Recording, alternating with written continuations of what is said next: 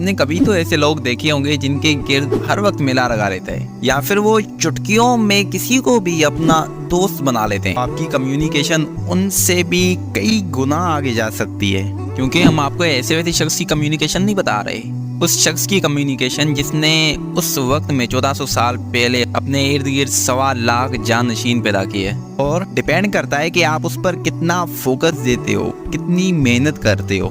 صرف 2 چیزیں سمجھ لیں کہ کیا چیزیں کمیونیکیشن کو اچھا بناتی ہیں اور کیا چیزیں کمیونیکیشن کو برباد کر کے رکھ دیتی ہیں۔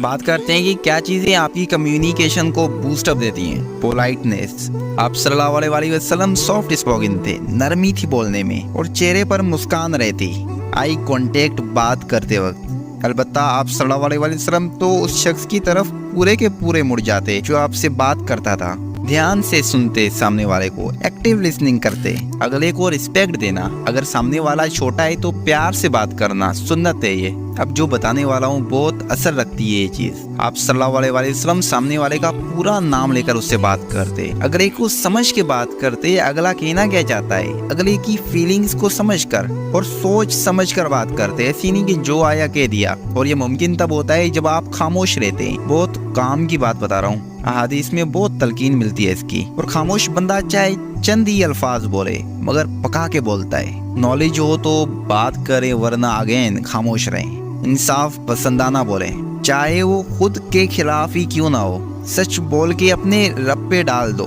میرے مالک میں نے تیری خاطر سچ بولا ہے۔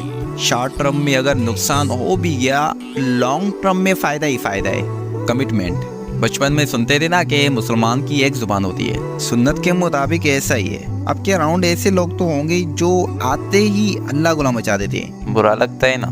اسی لیے جو سنت طریقہ ہے، سلام سے شروعات کریں۔ کیا چیزیں آپ کی کمیونیکیشن کو سنوارتی ہیں، بوسٹ اپ دیتی ہیں، یہ تو آپ نے جان لیا، مگر اگر یہ نہیں جانا کہ کیا چیزیں جو برباد کر کے رکھ دیتی ہیں آپ کی کمیونیکیشن کو، تو بہت بڑا نقصان کر رہے ہو خود کا۔